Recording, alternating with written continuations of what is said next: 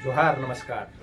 मैं सूरज कुमार आज फिर आप सबके बीच एक और नए वीडियो में। कल हमारे झारखंड राज्य के मुख्यमंत्री जी की एक अहम बैठक में, टीएमसी की अहम बैठक में एक बहुत ही अहम फैसला लिया गया। फैसला हमारे झारखंड राज्य के आदिवासियों के हित में लिया गया। अब उनकी किस्मतें बदल जाएगी। अब उनके जमीन की जो वैल्यू है वो बढ़ जाएगी। अब उनके खरीदार और हो जाएंगे। अब पूरे झारखंड से रांची आएंगे लोग जमीन खरीदने के लिए। इस फैसले से झारखंड के जो खास करके जो रैयत हैं आदिवासी समाज के, उनके लिए मौका बढ़ गया। उनकी जमीन का वैल्यू बढ़ जाएगा। ये उनके हित में फैसला पहली बार हमारे झारखंड के मुख्यमंत्री ने, मुझे लगता है कि लिया। आपको क्या लगता है? अपनी राय अवश्य लिखिएगा कमेंट बॉक्स में। चलिए, क्या कुछ फैसला लिया हमारे झारखंड के मुख्यमंत्री हमारे राज्य के आदिवासियों के हित में, ये आपको जानना चाहिए। एक कानून बना था हमारे झारखंड राज्य में 1908 में, सीएनटी एक्ट कानून। उस कानून के तहत यह प्रावधान है कि सीएनटी में आए हुए सभी जात का जमीन बिक्री नहीं होगा, या फिर बिक्री होगा तो उसी समुदाय के लोग खरीदेंगे जिस समुदाय के लोग बेच रहे हैं। और आदिवासियों के लिए एक विशेष अधिकार था कि उसी थाना क्षेत्र के लोग होने चाहिए, तभी उसी थाना क्षेत्र के आदिवासी का जमीन खरीद सकते हैं। लेकिन इसी कानून में हमारे मुख्यमंत्री जी ने संशोधन किया, और संशोधन करके राज्यपाल महोदय को भेज दिया जाएगा। राज्यपाल महोदय से स्वीकृति मिलने के बाद राष्ट्रपति महोदया को भेजा जाएगा। वहां से स्वीकृति मिलने के बाद ये पूरी तरह से कानून बन जाएगा, और उसके बाद हमारे 24 जिला के आदिवासी झारखंड के राजधानी रांची में आके जमीन खरीद सकते हैं।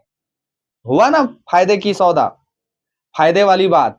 अब झारखंड के राजधानी रांची में 24 जिला के कोई भी आदिवासी जमीन खरीद सकता है, रजिस्ट्री करवा सकता है, घर बना सकता है, घर बसा सकता है।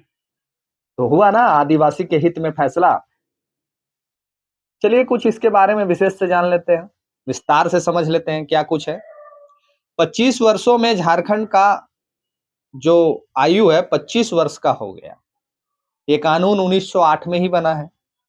तो निश्चित तौर पे जब झारखंड अलग राज्य बना तो सभी के सभी आदिवासी मुख्यमंत्री ही बने, रघुवर दास को छोड़ के। तो क्या आदिवासियों की जमीन अभी तक रांची में नहीं बिकी है? क्या 1908 का बना कानून, सीएनटी एक्ट कानून, जो आदिवासियों की जमीन की सुरक्षा के लिए बनाई गई कानून से, क्या आदिवासियों की जमीन अभी तक सुरक्षित है, सुरक्षा हुआ है इस कानून के तहत? ये तो आदिवासी भाई बताएंगे, और ये जो सीएनटी में आते हैं वो लोग बताएंगे। अपनी राय अवश्य लिखिएगा। अभी पूरे रांची को अगर टटोला जाएगा तो आधा से ज्यादा आबादी आदिवासियों के जमीन में, सीएनटी जमीन में खरीद खरीद के घर बना लिए, जिसमें एग्रीमेंट, सादा पट्टा और विभिन्न तरह की कानून का इस्तेमाल करके आदिवासियों का जमीन बिक्री होते आया है। उस आधार के लिए अब ये बेहतर कानून है। अब आदिवासियों का जो जमीन है वो आदिवासी खरीद सकते हैं बतौर रजिस्ट्री, यानी कि उनका जमीन का वैल्यू अब थोड़ा बढ़ेगा। लेकिन क्या ये सच में धरातल तक उतरेगा, या फिर इसमें और अब धांधली मच जाएगा? एक उम्मीद और एक आस लेके जो आदिवासी अब जमीन को बेचेगा, अब तो उसका जमीन रजिस्ट्री हो जाएगा, अब तो रजिस्टर 2 से ही नाम खट जाएगा। इस कानून में संशोधन अगर करना ही था तो ये हम मेरे ख्याल से होना चाहिए था कि आदिवासियों के जमीन का बैंक मोर्गेज कर सके, इसके जमीन का बैंक इस पे लोन कर सके, ये संशोधन होना चाहिए था। आप रांची के मेन टाउन में भी अगर आपका जमीन है, अगर आपका लालपुर चौक पे आपका जमीन है, फिर भी उस जमीन को बैंक मोर्गेज नहीं करेगी, फिर भी उस जमीन का आधार रख के आपको बैंक लोन नहीं देगी। क्यों नहीं देगी? क्या सरकार को इस पे पहल करने की आवश्यकता नहीं थी? इससे हमारे झारखंड के आदिवासी ज्यादा सशक्त होते कि अब इनका जमीन 24 जिला का आदिवासी खरीद लेंगे, इससे सशक्त होंगे। अगर उनको उनके जमीन का हक बैंक उनको देता तो निश्चित उद्योग लगा के, छोटे छोटे कुटीर उद्योग लगा के वो बैंक से लोन लेके अपनी जीविका उपार्जन को सहूलियत के अनुसार बैंक का भी किस्त चुकाते और अपने जीवन में परिवर्तन भी लाते। क्या ये करना उचित था, या फिर ये करना उचित है कि अब इनका जमीन के 24 जिला का आदिवासी खरीद सकता है? खरीद तो ऐसे भी रहे थे लोग, बिक्री तो ऐसे भी हो रहा था। क्या मुख्यमंत्री जी को ये बात नहीं पता है कि पल्स हॉस्पिटल आदिवासियों के जमीन में बना हुआ है? क्या मुख्यमंत्री जी को ये बात नहीं पता है कि झारखंड के राजधानी रांची में जिधर भी नजर घुमाएंगे उधर आदिवासियों के जमीन पे सादा पट्टा एग्रीमेंट के नाम पे लेके जमीन का घर पूरा बस्ती बसा हुआ है? क्या नहीं पता है? नहीं पता है तो मुख्यमंत्री को पता होना चाहिए। मेरे वीडियो के माध्यम से हम बताना चाहते हैं कि कई एक ऐसा मोहल्ला बस गया है जो आदिवासियों का जमीन था, जहां अब एक भी आदिवासी नहीं है।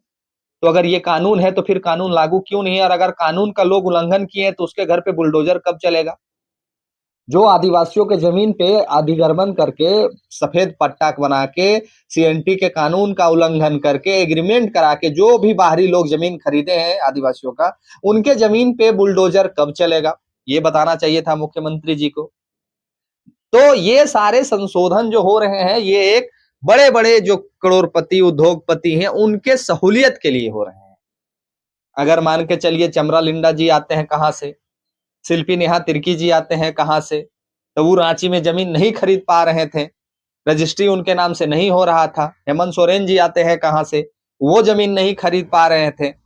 अब क्या होगा? अब ये जितना आदिवासियों का नेता जो लोग है, जो आदिवासियों का विधायक है, जो आदिवासियों का संरक्षक कहते हैं अपने आप को, वो सारे लोग अब रांची में जमीन खरीद सकते हैं और उनके नाम से रजिस्ट्री मोटेशन सब हो जाएगा।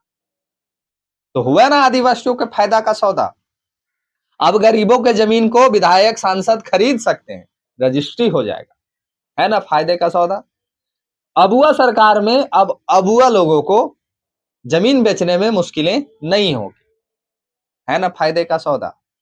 सरकार को यह पहल करनी चाहिए थी कि आदिवासियों को हम सशक्त कैसे बनाएं, उनके जमीन के महत्व को कैसे बढ़ाएं, इस पे पहल करने की आवश्यकता थी, ना कि उनके जमीन कैसे बिक्री हो इस पे पहल करने की आवश्यकता थी। यही संशोधन आपके 2019 की सरकार माफ कीजिएगा 2019 नहीं 2014 की सरकार रघुवर दास की सरकार में भी एक संशोधन बिल लाया गया था। उस संशोधन बिल में भी ये कहा गया था कि अब रोड के किनारे बसे जितने आदिवासी का जमीन है, फोर लाइन के किनारे जितने आदिवासी का बसे जमीन है, उस जमीन में उद्योगपति लोग उद्योग लगा सकते हैं, बैंक मोर्गेज करा के लोन ले सकते हैं।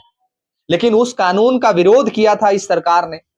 खास करके शिल्पी नेहा तिर्की जी जो भी मंत्री हैं, उन्होंने तो आग बबूला ही हो गए थे वो इस फैसले से। और अभी वर्तमान की अबुआ सरकार ही इस बिल में संशोधन कर रही है। ये तो समझ के ही परे है कि आदिवासियों की हितैषी सरकार है कि आदिवासियों की डुबैसी सरकार है। ये फैसला अब आदिवासियों को करना है, ये फैसला अब रांची में बसे लोगों को करना है कि अब आपके जमीन का सौदा बड़े बड़े लोग कर सकते हैं, बड़े बड़े नेता मंत्री अब आपके जमीन को खरीद सकते हैं, उनके नाम से रजिस्ट्री हो सकता है। बेचिए अब जमीन, सरकार बेचने के लिए एक रास्ता बना दी है, लेकिन सरकार ये रास्ता तैयार आपके लिए नहीं की कि आपका जमीन पे मोर्गेज रख के बैंक लोन कर सके। अभी कुछ दिन पहले ही एक मीडिया में आया था कि बैंक उनके जमीन को नकार दिया मोर्गेज करने से। आदिवासी का राज, आदिवासी मुख्यमंत्री, 5-5 बार के मुख्यमंत्री आदिवासी, और आदिवासी का जमीन आदिवासी के राज्य में आदिवासी के बैंक में उनके जमीन में बने बैंक में बैंक लोन मोर्गेज नहीं करके देगा। ये है अबुआ सरकार की पहल। खैर, इस पे हम जो जानकारी अब तक थी पहुंचानी मैंने पहुंचाया। अब इस कानून के तहत अगर ये कानून को स्वीकृति मिल जाती है, इस कानून के तहत अब आपके जमीन को 24 जिला के कोई भी लोग खरीद सकते हैं। अब इसमें एक थोड़ा सा कंफ्यूजन है कि क्या दूसरे राज्य के भी लोग खरीद सकते हैं, ये थोड़ा सा जब डिटेल आएगा तब समझ में आएगा।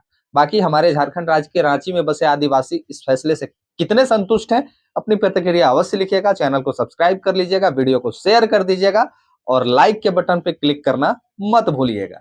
बाकी जानकारी कैसी लगी जरूर लिखिएगा। मिलते हैं अगले वीडियो में। इस वीडियो में इतना ही। धन्यवाद, जोहार, प्रणाम।